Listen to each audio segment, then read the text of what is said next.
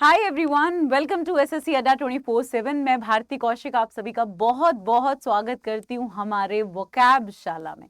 Vocab शाला में daily हमारी कोशिश रहती है कि कम से कम 30 वर्ड्स हम ज़रूर याद करें, वो भी एकदम प्रोनाउंसिएशन ट्रिक से।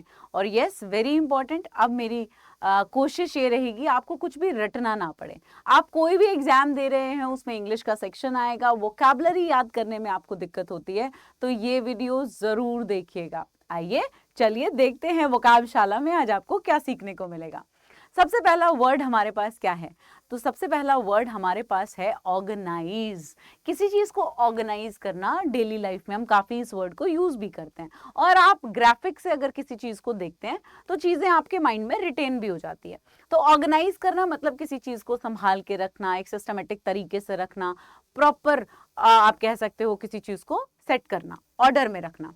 अब इसके अगर सिनोनिम हमारे पास एग्जाम में आ जाए तो क्या किया जाए?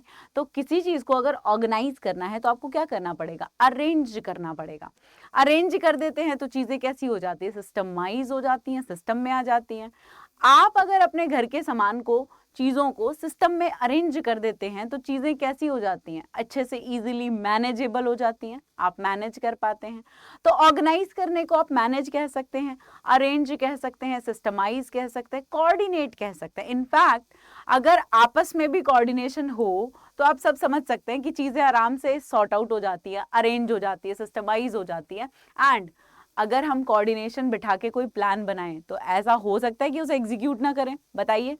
तो आपने की कोऑर्डिनेशन, कोऑर्डिनेशन से आपने किया कोई प्लान, प्लान को आपने किया रेगुलेट, और रेगुलेट करने के बाद आपने क्या किया?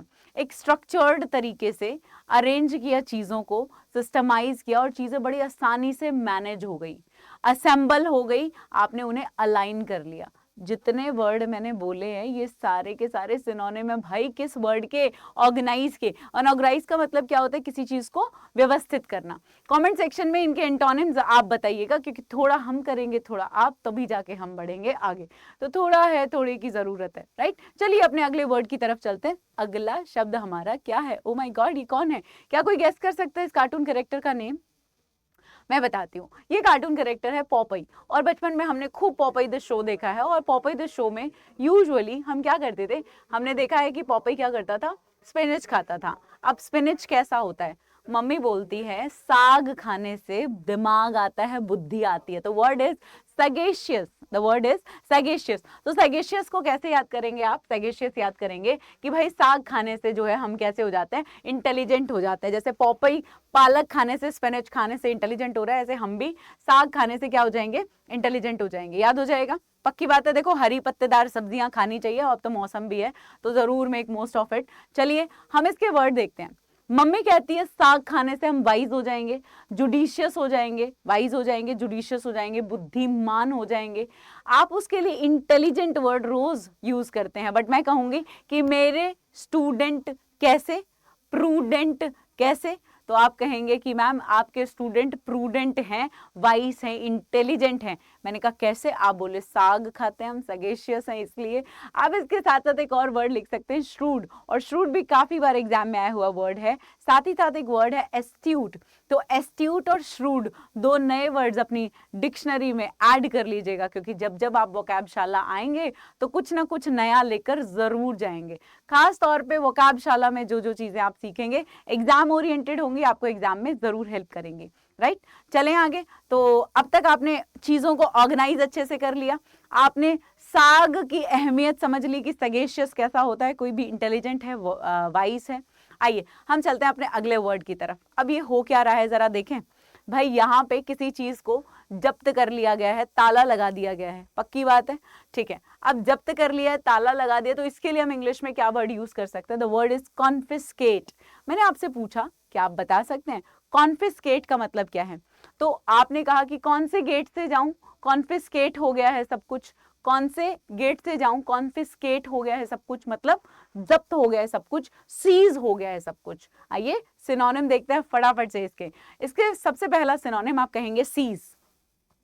किसी चीज को अगर किसी अथॉरिटी ने, किसी पुलिस ने या किसी भी आप कह सकते हैं अथॉरिटी ने टेक अवे कर लिया है, चीजों को सीज कर लिया है, तो आप कह सकते हैं इम्पाउंड कर लिया है। जैसे काफी बार सुना होगा कि बाइक क्या हो गई, इम्पाउंड हो गई है, ठीक है। 4 फीट वर्ड भी आप यूज कर सकते हैं। 4 फीट का मतलब 4 फीट क्या कर लिए हैं, एकदम जब्त कर लिए हैं, ऐसे याद कर सकते हो 4 फीट। हालांकि फीट की स्पेलिंग अलग है, स्टिल याद कीजिएगा 4 फीट ये वाली स्पेलिंग जो आएगी तो उसका मतलब जब्त करना होता है। आप इसको एक्सप्रोप्रिएट भी कह सकते हैं। तो एक्सप्रोप्रिएट, अब आपके पास किसी एक्स का प्रो फोन आ गया तो आप क्या कर लेंगे, तुरंत उसे जब्त कर लीजिएगा, है ना। और धारावाहिक की सभी घटनाएं काल्पनिक है भाई, इसका व्यक्ति विशेष से कोई संबंध नहीं है, केवल और केवल मात्र तुम्हारे बेजे में घुसाने के लिए, तुम्हें याद कराने के लिए इन शब्दों का प्रयोग किया जा रहा है, ये भाषा शैली आपके लिए यूज की जा रही है। चलिए, अगर कभी भी कोई किसी चीज को सीज कर लेता है, आपने अपने एक्स के फोन पे क्या किया, क्लेम किया कि भाई ये मैंने दिलाया था, वापस दो, मैं इसे सीज कर लूंगा, इम्पाउंड कर लूंगा, फॉरफीट कर लूंगा, ठीक है, कैप्चर कर लूंगा, और फिर वो आपके आगे क्या करेगा, रिक्वेस्ट करेगा या रिक्वेस्ट करेगी कि वापस दे दे भैया, फोन तो फोन है, दैट इज रेक्विजिशन। तो रेक्विजिशन का मतलब भी क्या होता है, याद रखिएगा कि इंसान रिक्वेस्ट कब करता है, जब उसकी कोई चीज हमारे कब्जे में होती है। अगर किसी चीज को कब्जा कर लिया जाए, जब्त कर लिया जाए, तो रेक्विजिशन वर्ड हम यूज कर सकते हैं। कमेंट में जरूर बताइएगा, चेहरे पर मुस्कुराहट है और याद हो रहा है तो बस मजे ही मजे। आइए नेक्स्ट पे चलते हैं। अब यहाँ क्या चल रहा है भाई, ये करना क्या चाह रहा है, तो ये कुछ पढ़ाना चाह रहा है। मैंने इससे पूछा कि तुम ये चार्ट पे ग्राफ वगैरह से क्यों पढ़ा रहे हो, लिख के क्यों नहीं पढ़ा देते। इसने मुझे पता है क्या जवाब दिया, इसने मुझे कहा कि मैं समराइज्ड तरीके से पढ़ा रहा हूँ। मतलब मैं ग्राफ को कैसे पढ़ा रहा हूँ, एकदम समराइज्ड तरीके से पढ़ा रहा हूँ, बहुत ही छोटा करके पढ़ा रहा हूँ, ठीक है। अच्छा, समर में छोटे छोटे कपड़े पहनते हैं, ऐसे भी याद कर सकते हो। तो किसी चीज को छोटा करना, संक्षिप्त करना कब, तो आप समर वर्ड याद कर, ऐसे ढीले ढीले कपड़े भी पहनते हैं, पर मैं थोड़ा सा कल्चर और वातावरण को देखकर ऐसा बोल रही हूँ। उम्मीद करती हूँ आप इसको दिल पे नहीं ले जाएंगे, केवल दिमाग में ले जाएंगे, ठीक है। सो समराइज्ड का मतलब होता है किसी चीज को समरी करना, छोटा करना, संक्षिप्त करना। तो समर में छोटे छोटे कपड़े पहनते हैं, या फिर ये भाई साहब क्या कर रहे हैं, ग्राफ के थ्रू पढ़ा रहे हैं किसी चीज को छोटा करके, ठीक है। अब इतनी बार अगर कोई शब्द हम सुनेंगे, वो भी इतने इंटरेस्ट से और डेडिकेशन से, तो डेफिनेटली हमें वो याद तो हो ही जाएगा। हमारे पास इसके सिनोनिम क्या है। आप मुझसे कहते हैं कि मैम कंसेप्ट को थोड़ा ब्रीफ कर दो, छोटा कर दो, राइट, कंसाइज कर दो, कंसाइज वर्ड बोल सकते हैं, शॉर्टन बोल सकते हैं, एब्रिज वर्ड भी यूज कर सकते हैं, क्योंकि ब्रिज वाला रास्ता हमने इस्तेमाल किया था, किसी से मिलने गए थे। और क्यों ब्रिज वाला रास्ता लिया था, क्योंकि छोटा रास्ता है ब्रिज वाला। अब्रिज का मतलब किसी चीज को शॉर्टन करना, यानी कि छोटा करना होता है, राइट। आप उसके लिए एब्स्ट्रैक्टेड वर्ड या कंडेंस्ड वर्ड भी यूज कर सकते हैं, ठीक है। तो कंडेंस का मतलब भी क्या होता है, किसी चीज को छोटा करना।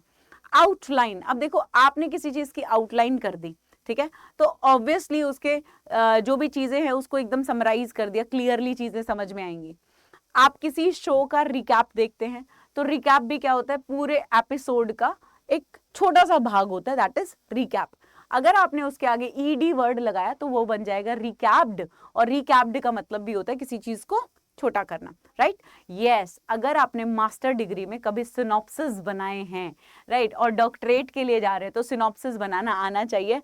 थीसिस का या आपके रिसर्च पेपर्स का जो बहुत ही छोटा सा ब्रीफ हिस्सा होता है, उसको हम क्या बोल देते हैं, सिनॉप्सिस बोल देते हैं। हिस्सा नहीं, मुझे रूप बोलना चाहिए, ज्यादा अच्छा होगा।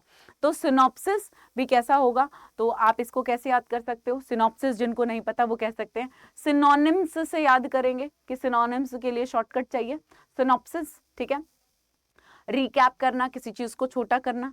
अच्छा, ब्रिज वाला रास्ता कैसा था, तो तुम क्या बताओगे कि मैम छोटा था। और आउटलाइन कर दी किसी चीज को, क्लियरली क्या कर दिया, संक्षेप में बता दिया, ब्रीफ कर दिया। कंसाइज भी बोल सकते हैं, शॉर्टन भी बोल सकते हैं, और एब्स्ट्रैक्ट भी बोल सकते हैं। तो समर में कैसे कपड़े पहने, छोटे छोटे कपड़े पहने, समराइज्ड करना, किसी चीज को छोटा करना, ठीक है। याद हो गया अच्छे से, देख लीजिए, कमेंट सेक्शन में लिखिएगा जरूर अगर याद हो जाए तो, ठीक है। यही गुरु दक्षिणा है। अगला वर्ड क्या है, ये पिक्चर देख के क्या किया जाए। ये कोई लकड़ी है, कोई वुड है, और उस पर रस्सी बांधी जा रही है। आपने कहा मैम बांधी नहीं जा रही, ये तो पूरी कसी जा रही है। और अगर किसी चीज को कभी कसा जाता है तो उसके लिए वर्ड होता है टॉट। क्या होता है, टॉट। वैसे जब मैं ये वर्ड पढ़ रही थी तो मैंने सोचा क्यों ना टॉन्ट बोल दिया जाए, और टॉन्ट कसने में तो क्या ही मजा आता है, राइट। तो ऐसे ही कसना मतलब किसी चीज को टाइटली ऐसे स्ट्रेच करना, पुल करना भी कह सकते हो, तो वो टॉन्ट होता है, ठीक है, दैट इज टॉट एक्चुअली, ठीक है। बहुत सारे अलग अलग तरह के वर्ड होते हैं, टॉन्ट होता है, टॉट होता है, ट्रॉन्ट होता है, ठीक है, बट फिलहाल हम टॉट की बात करेंगे। ओके, क्लियर है? टाइनी टॉट्स, बताइए जल्दी से, इमेज के थ्रू चीजें अच्छे से याद हो रही है वोकैबशाला में? एसएससी अड्डा 24/7 को सब्सक्राइब करोगे तो मेरे साथ इस तरीके से सुबह उठते ही दिन बन जाएगा, राइट। चलिए आइए देखते हैं कि इसके वर्ड्स क्या क्या हो सकते हैं। अगर कोई चीज को आपने कसा है तो क्या किया है? टाइट किया है। अब टाइट किया है तो स्ट्रेच किया है, एक तरीके से कसा है तो किसी चीज को स्ट्रेच किया है। साथ ही साथ अब इसको टेंस वर्ड भी बोल सकते हैं। आपको लगा होगा मैम मैं सोचा कि टेंस का मतलब तो अपसेट होना होता होगा, वो अपसेट आपका अलग एडजेक्टिव की तरह यूज हो रहा है और ये टेंस आपका वर्ब की तरह यूज हो रहा है, किसी चीज को कसना। साथ ही साथ अगर कोई चीज रिजिड है या फिर फर्म है तो आप उसको टॉट कह सकते हो, क्योंकि अगर कोई चीज कसी हुई होगी तो वो बहुत हार्ड होगी, रिजिड होगी और फर्म होगी। साथ ही साथ आप उसके लिए स्टिफ या स्ट्रेन्ड वर्ड यूज कर सकते हो। याद रखिएगा, स्ट्रेन्ड का मतलब भी कोई चीज बहुत कसी हुई होती है, तो ट्रेन की चेन बहुत कसी हुई होती है, ट्रेन का ग्लास या सीटें बहुत कसी हुई होती है, यूं उठाकर नहीं ले जा सकते। याद हो जाएगा? तो स्ट्रेन्ड, ट्रेंड, ट्रेंड में चीजें कैसी होती है, सामान कैसे बांध के रखते हो, कस के। टॉट वर्ड याद कर सकते हो, स्टिफ वर्ड याद कर सकते हो। अगला वर्ड हमारा क्या है? क्या कर रहा है ये क्यूटी पाई? ये क्यूटी पाई डंबल उठा रहा है, कैसा लग रहा है जरूर बताइएगा, क्योंकि मुझे तो बहुत अच्छा लग रहा है, तभी तो लगाया भाई। वर्ड है एलिविएट, एलिविएट, एलिविएट, एलिविएट। और मैंने पूछा क्या कर रहे हो, बोला थोड़ा सा लिटल सा वेट कम करना है। थोड़ा सा लिटल सा वेट क्या करना है? कम करना है। मैंने बोला इसे कि अगर पतला हो जाएगा तो क्यूट नहीं लगेगा, बोलो कोई बात नहीं, ज्यादा नहीं, बस थोड़ा सा कम करना है।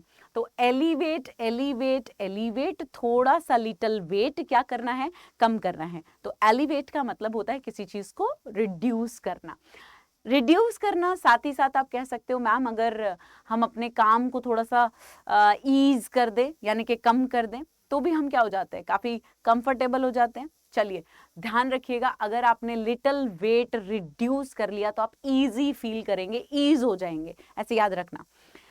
रिलीव का मतलब भी किसी चीज को कम करना ही होता है। आपके माइंड में कम करना सिर्फ लेस करना होता है ना? यही वर्ड माइंड में आ रहा था, कोई बात नहीं। एक वर्ड है हमारे पास मिटिगेट, बोलिए मिटिगेट, मिटिगेट, मिट्टी के गेट। जब कच्चे घर हुआ करते थे तो मिट्टी के गेट हुआ करते थे, अब कहाँ कच्चे घर है, सब पक्का हाउस हो गए भाई, मेंशन बन गए, विला बन गए, है ना। तो मिट्टी के गेट अब कैसे हो गए? कम हो गए, अब गांव में भी देखने को नहीं मिलते। आप ऐसे याद कर सकते हो। तो मिट्टी गेट मतलब किसी चीज को कम करना। साथ ही साथ मैंने एक बार और आपको वर्ड बताया था मिटिगेट के लिए सिनोनिम, कमेंट में जरूर बताइएगा, पता चल जाएगा आप मेरे रेगुलर स्टूडेंट हैं या नहीं। डिमनिश का मतलब भी किसी चीज को कम करना होता है। लाइट डिम हो गई, कम हो गई, डिमनिश हो गई। और अबेट, अगर किसी ने, जैसे गांव में हम अगर बात करते हैं तो हमने बोला, जैसे आपस में बोलते थे अबे अबे अबे, अब जैसे ही कॉर्पोरेट में आए, काम करने लगे, तो फिर लगा यार अबे वर्ड बोलना थोड़ा क्या करना पड़ेगा, अब कम करना पड़ेगा, है ना। और वैसे भी अगर अबेट वर्ड आप यूज करते हो, यहां से एट लिख लो, लिटिल वेट कम करना है तो अब एट यानी कि खाना थोड़ा कम करना पड़ेगा। अबे बोलना थोड़ा क्या करना पड़ेगा? कम करना पड़ेगा। तो अबेट का मतलब भी क्या होता है? किसी चीज को कम करना। क्लियर है यहां तक? ओ माय गॉड, अब ये क्या कर रहा है? आप कह रहे हो कि मैडम ये कुछ पी रहा है, प्लीज पीने पर फोकस मत करो, उसकी दशा देखो, बहुत ही गरीब है बेचारा। और जो गरीब होता है हम उसे बोलते हैं पुअर पॉपर। क्या बोलते हैं? पुअर पॉपर, ठीक है। एक्चुअली पॉपर का मतलब ही होता है पुअर, जो गरीब है। और जानते हो जो गरीब है उसके लिए हम क्या वर्ड यूज करते हैं? आप कहते हो मैडम हम तो उसे बैगर बोलते हैं, बैगर, है ना, जिसके पास बैग भी नहीं है, झोला भी नहीं है, बेचारा बैगर, या फिर बैग लेके घूम रहा है कि लो इसमें कुछ कुछ तो दान पुण्य डाल दो।